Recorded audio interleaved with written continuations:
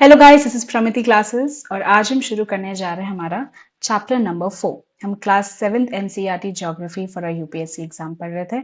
सो बिना किसी देरी के हम शुरू करते हैं आज का वीडियो। आज का हमारा चैप्टर का नाम है एयर, दैट इज हवा। नाउ हम एटमॉस्फेयर के बारे में बात करेंगे, उसके लेयर्स के बारे में बात करेंगे। So let's start. सबसे पहला आता है कि व्हाट इज एटमॉस्फेयर। एटमॉस्फेयर होता क्या है? Our Earth is surrounded by a huge blanket of air called atmosphere. So atmosphere क्या है? एक पूरी एयर की आप लेयर समझ सकते हो, ठीक है? एक ब्लैंकेट की तरह जो हमारे अर्थ को पूरा कवर करता है, पूरा सराउंड करता है, that blanket of air is known as your atmosphere. So atmosphere पूरा एक हवा का एक ब्लैंकेट है जो पूरा हमारे अर्थ को सराउंड करता है। तो एटमॉस्फेयर का एक इंपॉर्टेंट फंक्शन भी है। It provides us the air we breathe and protects us from the harmful effects of the sun's rays. ना एटमॉस्फेयर करता क्या है? सबसे पहली चीज तो हमें एटमॉस्फेयर से जो हवा है, the air that we breathe, ठीक है, एटमॉस्फेयर हमें प्रोवाइड कराता है वो air. And it also protects us from the harmful effects of the sun rays. मतलब एटमॉस्फेयर बहुत इंपॉर्टेंट है, राइट? हमारा सर्वाइवल जो एटमॉस्फेयर पर डिपेंड करता है। The air which we are breathing comes from the atmosphere and also it protects us from the harmful rays of the sun. चलते हैं हमारी नेक्स्ट स्लाइड पे। अब हम बात करेंगे कॉम्पोजिशन ऑफ एटमॉस्फेयर के बारे में। ना ये जो 78% आपको इतना बड़ा नंबर दिख रहा है ना, ये बात हो रही है नाइट्रोजन की। अगर हम एटमॉस्फेयर के कॉम्पोजिशन के बारे में बात करें, ठीक है, कि उसमें कौन सी गैसेस किस मात्रा में है, कितना परसेंटेज है उस गैस का, सबसे ज्यादा एटमॉस्फेयर में अगर किसी का कॉम्पोजिशन है that is nitrogen. Nitrogen around 78% है, मतलब बहुत ज्यादा मात्रा में आपको दिखेगी एटमॉस्फेयर में। ऑक्सीजन जो है 20.9% है, मतलब सबसे ज्यादा हाईएस्ट जो है वो तो नाइट्रोजन है। उससे नीचे अगर हम कॉम्पोजिशन में बात करते हैं तो ऑक्सीजन ही सबसे ज्यादा देखने को मिलेगी। अगर हम अदर गैसेस की बात करते हैं तो वो बहुत कम हो जाता है, 0.17%। आर्गन जो है 0.9% एंड कार्बन डाइऑक्साइड इज 0.03%। मतलब सबसे लीस्ट जो है वो हमारा carbon dioxide, that is 0.03%। So this was the composition of atmosphere. Atmosphere में जो जो गैसेस है वो कितनी मात्रा में है, कितना परसेंटेज है उनका। सबसे ज्यादा नाइट्रोजन देखने को मिलती है and on the second ranking comes oxygen. Next चलते हैं हम। अब हम सारे गैसेस में डिटेल से बात करेंगे। सबसे पहले आता है nitrogen. It's the most प्लेंटिफुल gas in the air. प्लेंटिफुल मतलब सबसे ज्यादा गैस आपको नाइट्रोजन ही देखने को मिलेगी। अराउंड 78% जो है वो नाइट्रोजन ही आपको देखने को मिलेगा। Plants need nitrogen for their survival. Now अब प्लांट्स जो होते हैं ना, उन्हें अपने सर्वाइवल के लिए नाइट्रोजन की बहुत जरूरत पड़ती है। But the problem is that they can't take nitrogen directly from the air. ये प्लांट्स का एक प्रॉब्लम है and therefore they take the help of bacteria. ना बैक्टीरिया जो होता है हमारे सॉइल में होता है, sometimes it's also in some roots of some plants. And जो बैक्टीरिया होता है it takes nitrogen directly from the air and changes it into a form so that plants can use it. Plants जो है वो directly हवा से nitrogen ले नहीं सकते, तो वो बैक्टीरिया की हेल्प से नाइट्रोजन कंज्यूम करता है। बैक्टीरिया नाइट्रोजन को एक ऐसे फॉर्म में चेंज कर देता है जो प्लांट्स यूज कर सकते हैं। Therefore nitrogen is really important and plants जो है वो बैक्टीरिया की हेल्प से नाइट्रोजन को कंज्यूम कर पाते हैं। नेक्स्ट हम चलते हैं ऑक्सीजन पे। ना ऑक्सीजन पता है हम सबको, इट्स रियली इंपॉर्टेंट। वाई? हमारे सर्वाइवल के सबसे ज्यादा ऑक्सीजन ही इंपॉर्टेंट है। It's the second most प्लेंटिफुल gas in the air.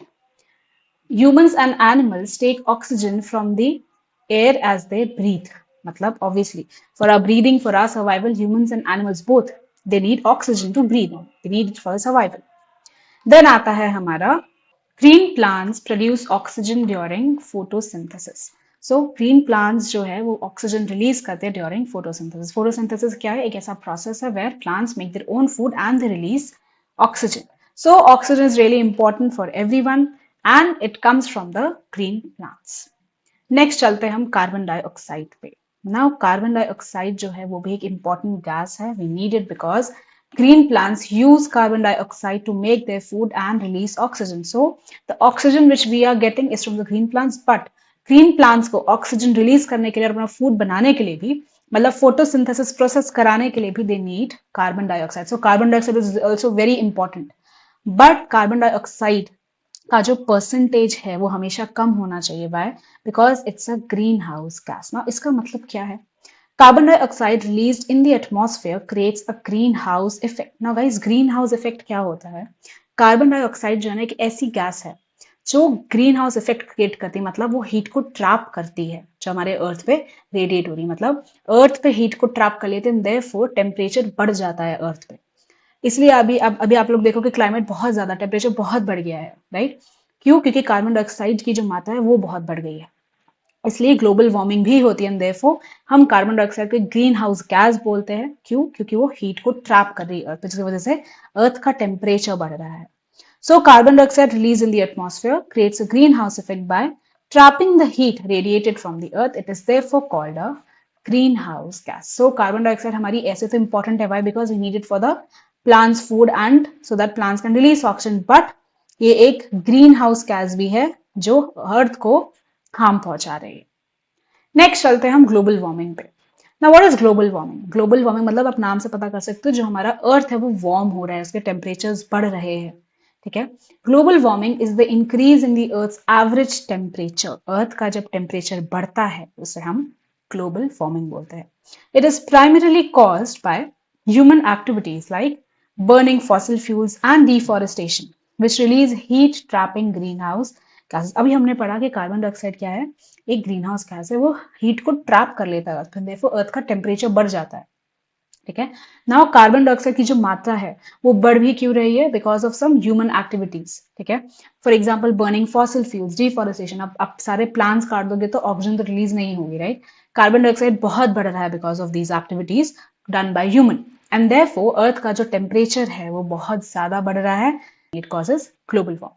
So global warming क्या है? कुछ नहीं, अर्थ के एवरेज टेम्परेचर का इंक्रीज होना, and it is primarily cause by the human activities, जिसकी वजह से कार्बन डाइऑक्साइड जो है, जो एक heat trapping green house gas है, वो बढ़ जाती है एटमॉस्फेयर में।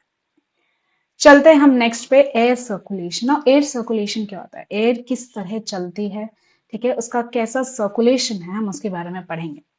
When air is heated, it expands, becomes lighter and goes up। अब हम इसकी बात करें, जो वार्म एयर है, जो गर्म हवा है, ठीक है? जब एयर जो है वो गर्म हो जाती है, it becomes warm, it becomes heated, वो हल्की हो जाती है, it becomes light। So when the air is heated, it becomes warm, it becomes very light, तो वो ऊपर की तरफ जाती है, it goes up। बट इसी का उल्टा कोल्ड एयर के साथ होता है। Cold air is denser and heavy and so it sinks down. So जो कोल्ड एयर जो है हमारी, वो ना हैवी होती है, और जो वार्म एयर है, जो हीटेड एयर है, वो लाइटर होती है। तो जो वार्म एयर है वो ऊपर जाती है, and the cold air it sinks down because of its heaviness. So हो क्या रहा है? जहां से वार्म एयर ऊपर जा रही है वहां पे एक गैप बना, and therefore to fill that gap, जो कोल्ड एयर है वो तुरंत वहां पे पहुंच जाती है। So that is why it tends to sink down. When hot air rises, cold air from the surrounding area rushes there to fill the gap. So this was the circulation of air, कि कैसे warm air जो हल्की है वो ऊपर जा रही है, to fill that gap cold air नीचे आ रही है। So this is the whole circulation of air, की जो हवा है वो हमारी इस तरह से चलती है। नेक्स्ट चलते हैं हम स्ट्रक्चर ऑफ एटमॉस्फेयर पे। नाउ एटमॉस्फेयर की कितनी लेयर्स, हम उसके बारे में बात करेंगे। टोटल एटमॉस्फेयर की है 5 लेयर। सबसे पहला है troposphere, then we have stratosphere, then we have mesosphere, thermosphere, exosphere. ये पूरा एक हमारा लेयर है एटमॉस्फेयर का। एटमॉस्फेयर में टोटल 5 लेयर्स जो आपको देखने को मिलेगी। अब हम इस लेयर पे भी डिटेल में बात करते हैं। सबसे पहले हम बात करते हैं ट्रोपोस्फियर के बारे में। नाउ गाइस, ट्रोपोस्फियर जो है उसकी जो एवरेज हाइट है, उसकी एवरेज हाइट इज 13 किलोमीटर्स, मतलब 13 किलोमीटर तक वो एक्सटेंड करती है। सबसे पहली लेयर हमारी जो ट्रोपोस्फियर है। The air we breathe exists here, so it's a really important layer. Why? Because जो हवा हम breathe करते हैं, ठीक है, the air which we are breathing exist करती है in this layer. So the air we breathe exists in troposphere. All the weather phenomena like rainfall, fog, and hailstorm occur in this layer. Now जो troposphere जो layer है, ठीक है, उसमें हवा है which we breathe, and therefore यहाँ पे जो weather phenomena होते हैं, जैसे rainfall हो गया, fog हो गया, hailstorm हो गया, ये सब आपको troposphere layer में ही देखने को मिलेंगे। All the phenomena takes place in troposphere। All the weather phenomena जो है हमारा वो troposphere में होता है। This was the 3 points about troposphere, की इसकी एवरेज हाइट 13 किलोमीटर है। जो the air which we breathe exists here, and all the weather phenomena जो है वो सब आपको ट्रोपोस्फियर में देखने को मिलेंगे। नेक्स्ट चलते हैं हम स्ट्रेटोस्फियर। ना स्ट्रेटोस्फियर जो लेयर है ना, हमारी एक बहुत इंपॉर्टेंट लेयर मानी जाती है। Why? Because it has another important layer, that is the ozone layer. आपने ओजोन लेयर के बारे में बहुत बार सुना होगा। It protects us from the harmful radiations of the sun. So ozone layer बहुत इंपॉर्टेंट है, और स्ट्रेटोस्फियर के अंदर ही it contains a layer of ozone gas. Stratosphere के अंदर ही इसकी लेयर में आपकी ओजोन लेयर आपको देखने को मिलेगी। It extends up to a height of 50 kilometres. So troposphere की एवरेज हाइट जो थी वो 13 किलोमीटर के आसपास थी। स्ट्रेटोस्फियर जो थोड़ा और बड़ा है, it's around 50 kilometres. This layer is almost free from clouds, associated weather phenomenon making conditions most ideal for flying aeroplane. Now इसका मतलब क्या होता है गाइस कि ये जो लेयर है वो फ्री है from the clouds. So guys ये जो लेयर है, ठीक है, यहाँ पे क्लाउड्स नहीं फॉर्म होते हैं, ठीक है, इट्स फ्री फ्रॉम क्लाउड्स, और यहाँ पे देयरफॉर कोई वेदर फिनोमिनन भी नहीं होता है, making conditions most ideal for flying aeroplane. So stratosphere एक ऐसी लेयर है जहाँ पे क्लाउड्स फॉर्मेशन नहीं है, ठीक है, वेदर फिनोमिनन नहीं होते हैं, देयरफॉर एक बहुत अच्छी लेयर है, इट मेक्स इट आइडियल कि यहाँ पे एरोप्लेन्स फ्लाई कर सकते हैं। सो स्ट्रेटोस्फेयर एक ऐसी लेयर है जहाँ पे एरोप्लेन्स फ्लाई करते हैं, why because there is no formation of clouds and कोई भी weather phenomena doesn't take place. So हमने क्या पढ़ा, स्ट्रेटोस्फीयर सबसे पहले इसके क्या है, एक तो ओजोन लेयर ऑफ गैस है, बहुत इंपॉर्टेंट है ओजोन लेयर, ठीक है। सेकेंड, इसकी जो हाइट है 50 किलोमीटर है, एंड स्ट्रेटोस्फीयर जो है यहाँ पे एरोप्लेन्स फ्लाई करने की सबसे सूटेबल कंडीशंस बनती है, why because it is free from the clouds and weather phenomena. Next चलते हैं हम मेसोस्फीयर के बारे में। ना मेसोस्फीयर हमारी थर्ड लेयर ऑफ एटमॉस्फेयर आ जाएगी। सबसे पहले हमने ट्रोपोस्फीयर के बारे में बात करी, then we talk about the stratosphere. Third आता है हम third layer of atmosphere, that is your mesosphere. Now it extends to height of 80 kilometre, ये और ऊंची है, it extends to height of 80 kilometre. meteorites burn up in this layer on entering from the space. So ये जो layer है ये भी बहुत इंपॉर्टेंट है, वाई बिकॉज ये हमें मेटेओराइट से बचाती है। जो मेटेओराइट्स अर्थ पे गिरने वाले होते हैं वो पहले ही मेसोस्फीयर की लेयर में बर्न हो जाते हैं और टूट जाते हैं। सो स्पेस से जो भी मेटेओराइट्स आते हैं दे burn up in the layer of mesosphere, and therefore mesosphere भी एक इंपॉर्टेंट लेयर है। ये क्या है, सबसे पहले हमारा 80 किलोमीटर की हाइट तक एक्सटेंड करता है, एंड थर्ड जो हमें मेटेओराइट से बचाता है। So this was about the mesosphere. Next हम चलते हैं थर्मोस्फीयर के बारे में। Temperature rises very rapidly with increasing height. ना गाइस, जैसे जैसे हम ऊपर जा रहे हैं ना लेयर में, वैसे वैसे टेम्परेचर बहुत बढ़ता है। थर्मोस्फीयर एक ऐसी लेयर है, आप कह सकते हो सबसे हॉटेस्ट लेयर है। अगर हम सारे लेयर से कंपेयर करें तो सबसे हॉटेस्ट लेयर, सबसे ज्यादा टेम्परेचर जो है, ठीक है, वो आपको थर्मोस्फीयर में देखने को मिलेगा। सबसे इसको हम कंसिडर करते हैं as the most hottest layer of atmosphere. यहाँ पे टेम्परेचर बहुत ज्यादा होता है, बट यू नो इसकी एक खास बात क्या है कि अगर आप थर्मोस्फीयर में जाते हो ना, you will not feel that it's hot, आपको कोल्ड महसूस होगा यहाँ पे। ये एक पॉइंट है जो मैं आपको बताना चाहूंगी, दैट थर्मोस्फीयर में सबसे हाईएस्ट टेम्परेचर होगा, सबसे hottest layer of all the layers in the atmosphere, but thermosphere में यू विल फील कोल्ड, क्योंकि वहां पे इतने मॉलिक्यूल्स नहीं है जो हीट को ट्रांसफर कर सके। वहां पे भले ही टेम्परेचर बहुत ज्यादा है, पर ऐसा बोलते हैं कि थर्मोस्फीयर में there are not enough molecules कि वो हीट को ट्रांसफर कर सके, therefore you not feel that hot there. So it's the hottest layer, और ये इसकी खास बात थी जो मुझे आपको बतानी थी। It extends between 80 to 400 kilometres, ये और ऊंची जाती है। This layer helps in radio transmission. और ये जो लेयर है वो क्यों इंपॉर्टेंट, बिकॉज हम इसी लेयर की वजह से रेडियो ट्रांसमिशन कर पाते हैं। In fact, radio waves transmitted from the earth are reflected back to the earth by this layer.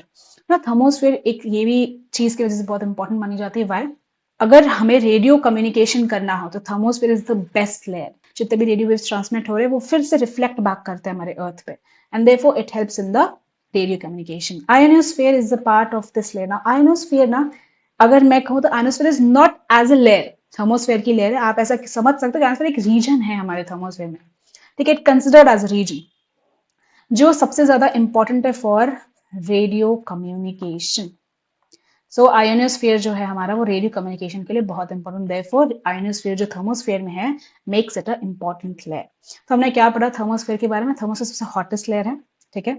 Second, ये जो है 80 से 400 किलोमीटर तक एक्सटेंड करती है, और थर्ड आयोनोस्फीयर है इसके पास। आयोनोस्फीयर जो है वो रेडियो कम्युनिकेशन में बहुत हेल्प करता है, ठीक है। लॉन्ग डिस्टेंस जो रेडियो कम्युनिकेशन है वो हमें थर्मोस्फीयर लेयर में देखने को मिलेगा। नेक्स्ट चलते हैं हम एक्सोस्फीयर के बारे में ना, ये हमारी लास्ट लेयर आ गई, the upper most layer of the atmosphere, सबसे ऊपर ट्रोपोस्फियर, स्ट्रेटोस्फियर, मेसोस्फियर, थर्मोस्फियर, अब हमारे एक्सोस्फियर पे। This layer has very thin air, light gases like helium and hydrogen float into the space from here. So जो exosphere है सबसे हमारी बाहर की लेयर है, तो बहुत थिन एयर है वहां पे, बहुत थिन है, बहुत पतली एयर है वो, ठीक है। तो वहां पे जितने भी लाइट गैसेस है, हीलियम हाइड्रोजन, वो हल्के फुल्के फ्लोट करते रहते हैं वहीं से स्पेस की तरफ। So this was only about the exosphere. I hope आपको सारी लेयर्स के बारे में पता चला हो। नेक्स्ट चलते हैं हम वेदर पे ना। वेदर क्या होता है ये हम सबको पता है, वेदर क्या होता है right. The or to day condition of the atmosphere. हम गूगल पे चेक करते हैं ना कि वेदर क्या है आज का, भाई कि हमारा day to day or to or जो कंडीशन है एटमॉस्फेयर की, कि बारिश होने वाली है कि गर्मी पड़ने वाली है, दैट इज योर वेदर। अब हम बात करते हैं क्लाइमेट के बारे में। The average weather condition of a place for a longer period of time. देखो गाइस, वेदर मतलब ये होगा कि हाँ or to or day to day, कि अच्छा आज का वेदर ऐसा है, ठीक है।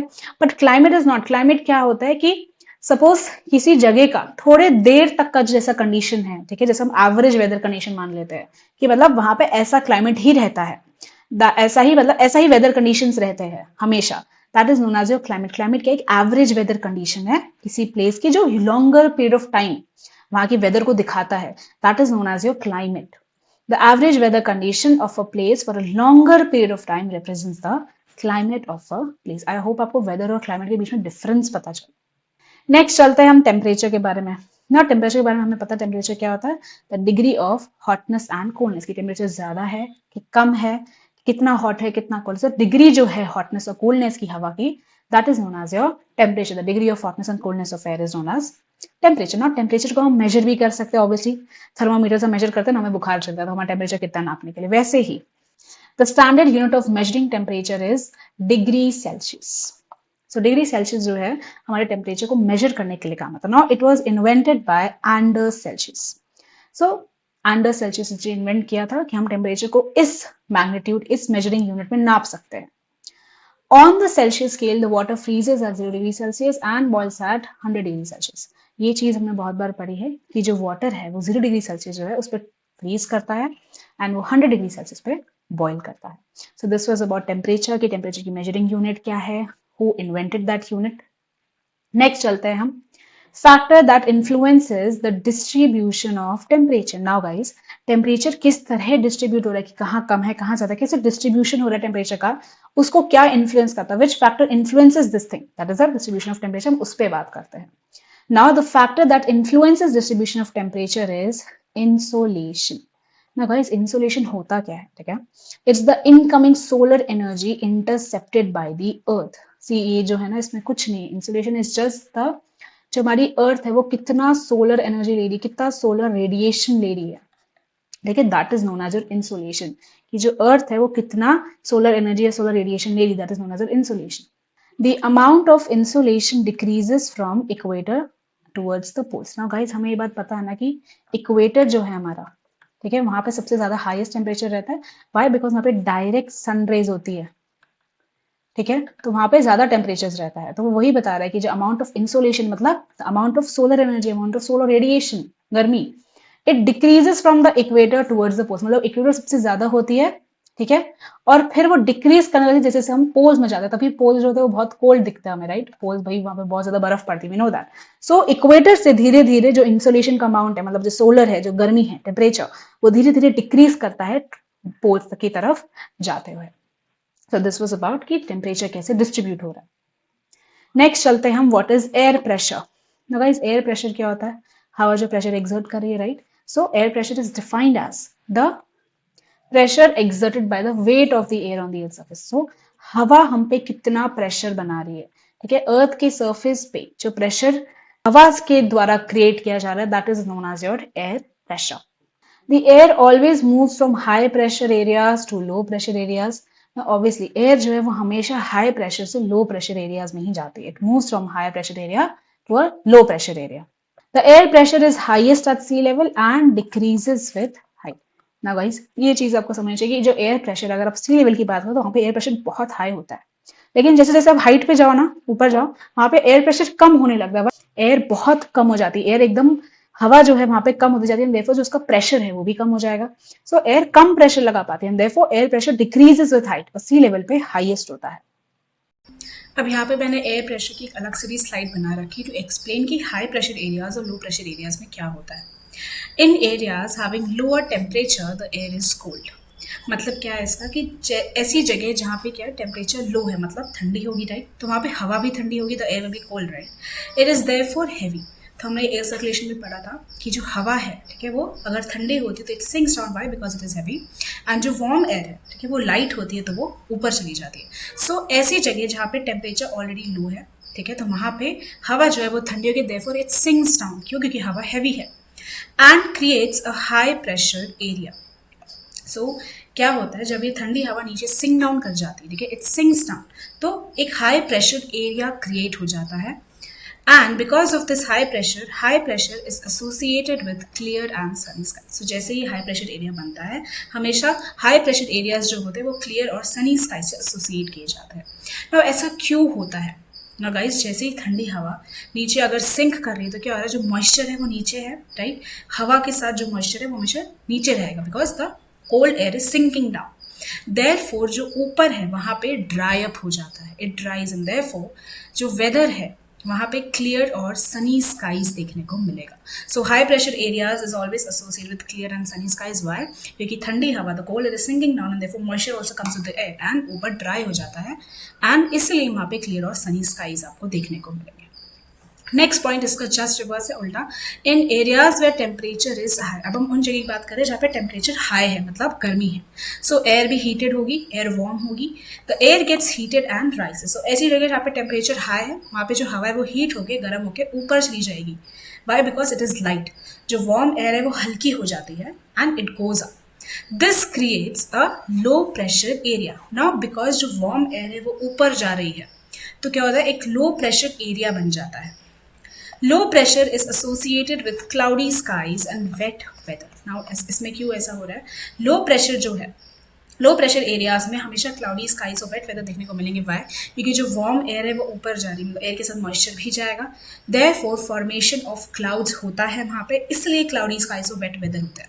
सो यही दो पॉइंट्स है कि ऊपर वाले पॉइंट में क्या हो रहा है, मॉइस्चर के साथ जो हवा है वो नीचे सिंक कर रही है, तो ऊपर ड्राई हो जाएगा तो फॉर्मेशन ऑफ क्लाउड्स नहीं बन पाएंगे।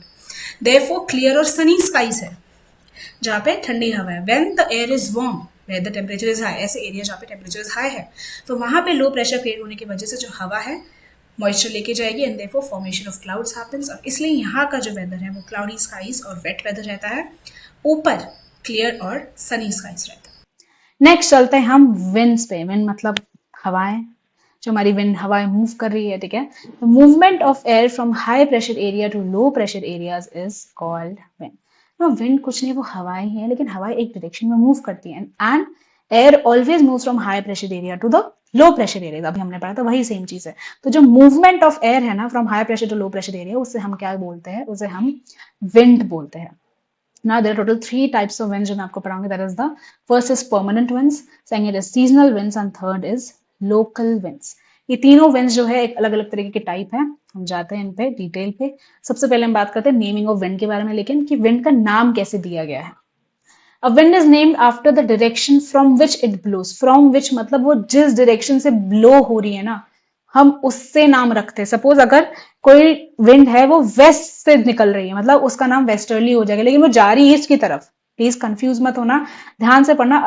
Wind is named after the direction from which it blows. जहां से वो ब्लो हो रही है ना, वहां से उसका नाम रखेंगे. The wind blowing from the west is called westerly. Westerly भले ही हवा दूसरी डायरेक्शन में जा रही होगी, लेकिन वो जिस जगह से जा रही है वहां से उसका नाम रखेंगे. वो वेस्ट से निकल रही है, therefore the name comes as westerly. ऐसे ही हम विंड की नाम रखते हैं. So, हम बात करते हैं 3 टाइप्स ऑफ विंड्स के बारे में. सबसे पहले आ जाता है हमारा द परमानेंट विंड्स. परमानेंट क्यों बोला गया कि भाई टेम्पररी नहीं है, वो पूरे साल through out the year blow करते रहता है. जैसे ट्रेड विंड्स हो गया, ईस्ट वेस्टर्लीज हो गया, ईस्टर्लीज हो गया, ये जो 3 विंड्स ये सब परमानेंट विंड्स है. ये पूरे साल चलते हैं, blow constantly through out the year in a particular direction. इनकी एक फिक्स डायरेक्शन है और पूरे साल ये विंड्स चलती रहती है. They blow throughout the year, therefore इन्हें हम परमानेंट विंड्स बोलते हैं. नेक्स्ट हम बात करते हैं सीजनल विंड्स के बारे में. ना नाम से पता चल जाता है ना, परमानेंट मतलब पूरा साल जाती है, सीजनल मतलब कि सीजन्स के हिसाब से चलती होगी.